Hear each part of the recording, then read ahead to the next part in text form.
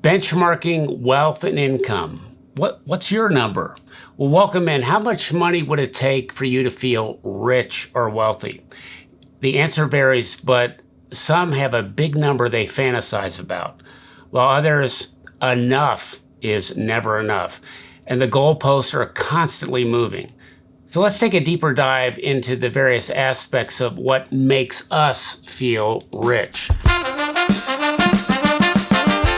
The benchmarks of wealth are very individualistic. New categories of opulence, success, the trappings of I've made it and I want to show you that I did, come on the scene. Like DJ Khaled in his song, All I Do Is Win, and the intro part by T-Pain, got money on my mind and I can never get enough. That's when enough is never enough. Some benchmarks of wealth are built out of flimsy wood like a fake movie set, fueled by excessive debt, lack of tangible reserves, little emergency savings, probably inadequate insurance, all the while indulging in overspending and underfunding retirement savings, putting all that off. You know, a different benchmark of wealth is the millionaire next door concept. And here we buy not to show off. We might be buying used. There's really no need to flaunt it. We might have deep sets of assets, paid off loans, but we go about the business of accomplishing our goals. And I cover this millionaire next door in our video called Think Rich, and we'll have a link. Now, wealth is relative. No two people can have the same level of satisfaction. We'll all have the opportunity or the temptation to compare. This is natural. You know, finding a place to stop comparing or lessen envy is a move toward financial health and the base to build real wealth that's right for you. Now, to make progress on your own terms for you, your family, and community, which can involve legacy.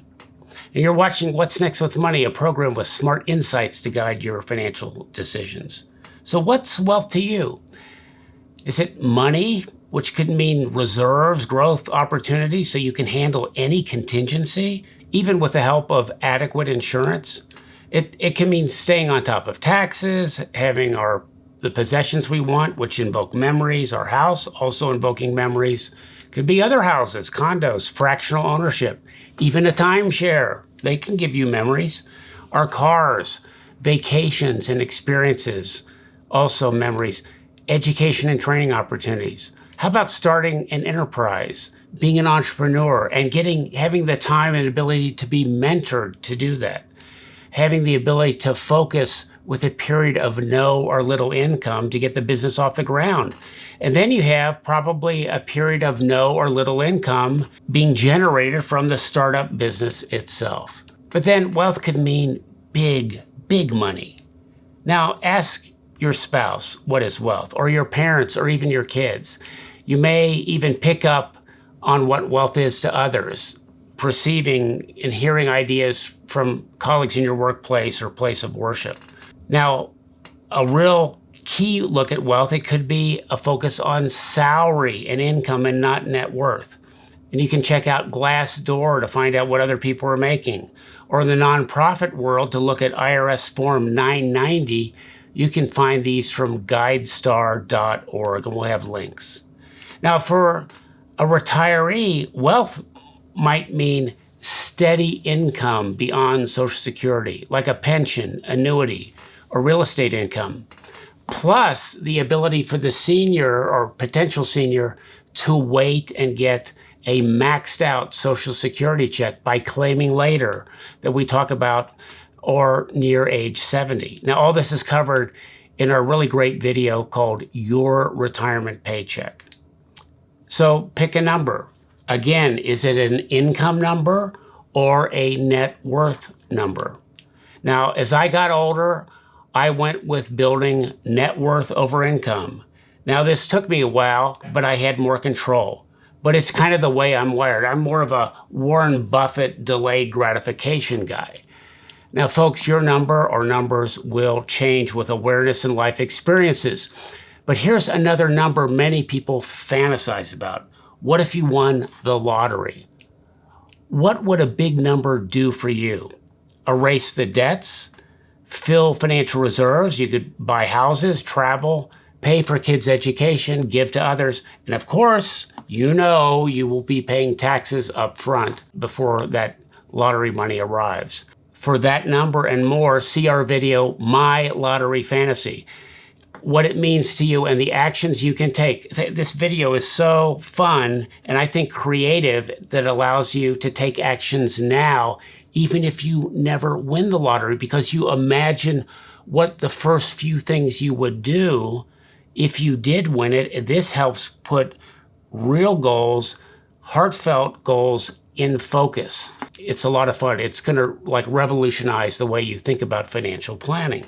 Now, one thing you can count on for almost all of us is that a wealth number generally is always a higher number than where we are now or where we think we should be. We always benchmark up, not down. Those with more than us are what we perceive as having more than us. Now, this benchmarking up can be very good. It can be aspirational, or it can breed anxiety, dissatisfaction, carelessness, envy, and longing. Now, we show you on this channel how to start building wealth and ownership and be happy along the way, and the opportunities to be amazed with time and compounding.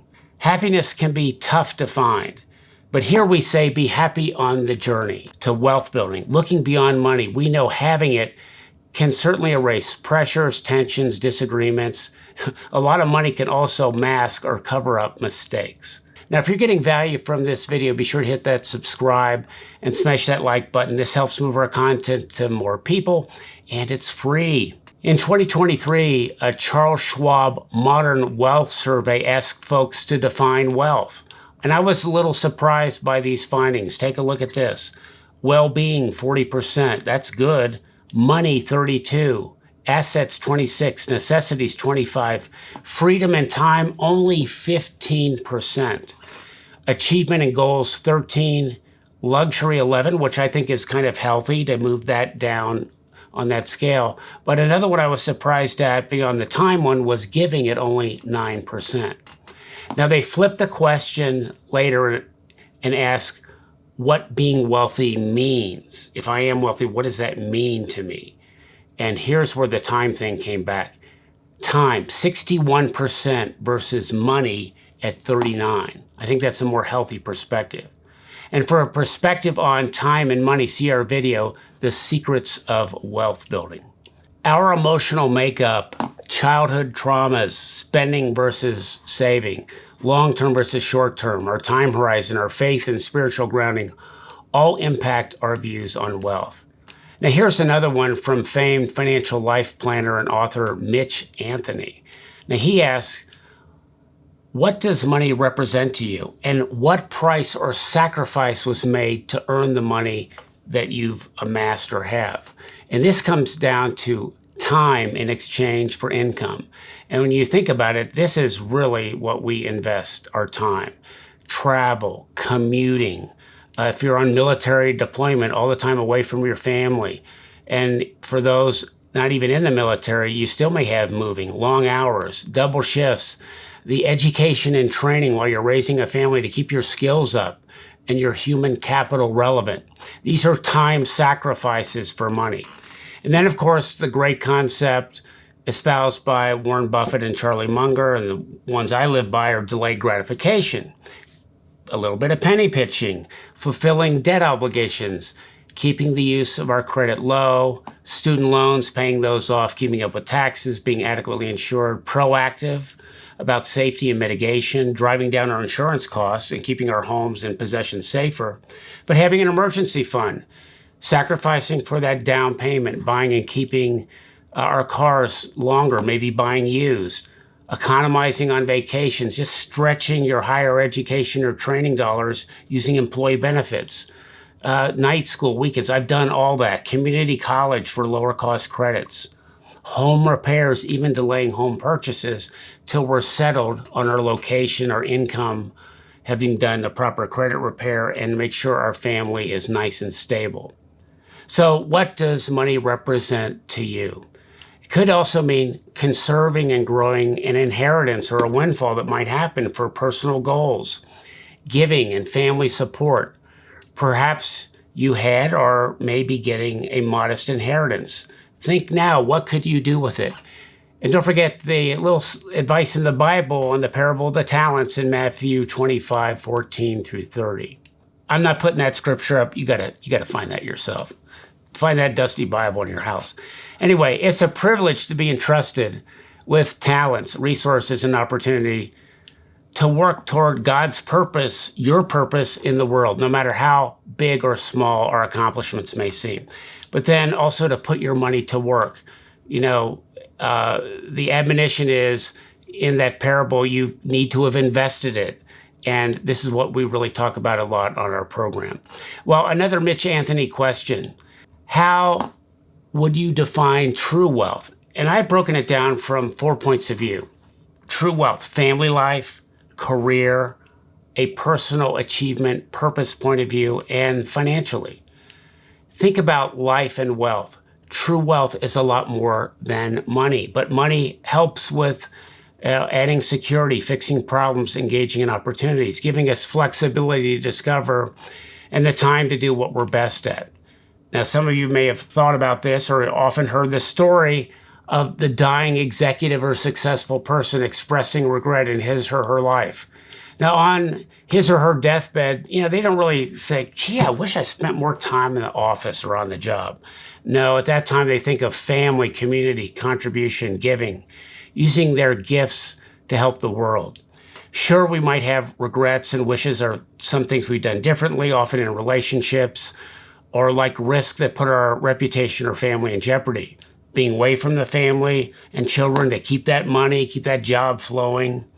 But sometimes it's not even coming to a spiritual foundation in life. So how can we do wealth right? We share many ideas in our videos, and I encourage you to be a subscriber, but here's the bottom line. Famous fee-only planner James Schwartz, financial planner, this is his book called Enough. He talked about contrasting the concept of more versus enough. More, he says, is by definition never enough.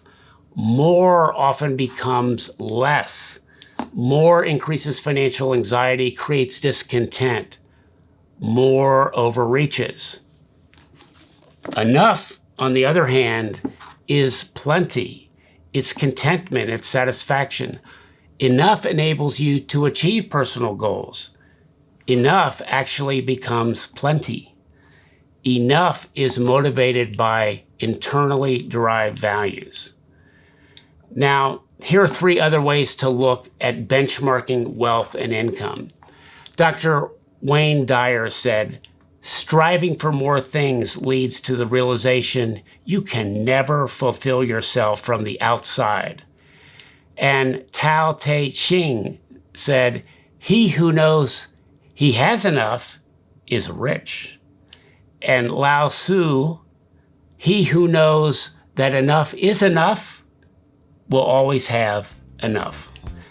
So be sure to hit that subscribe and that like button, and don't forget to share. I'm Brent Neiser, looking to see you next time on What's Next with Money.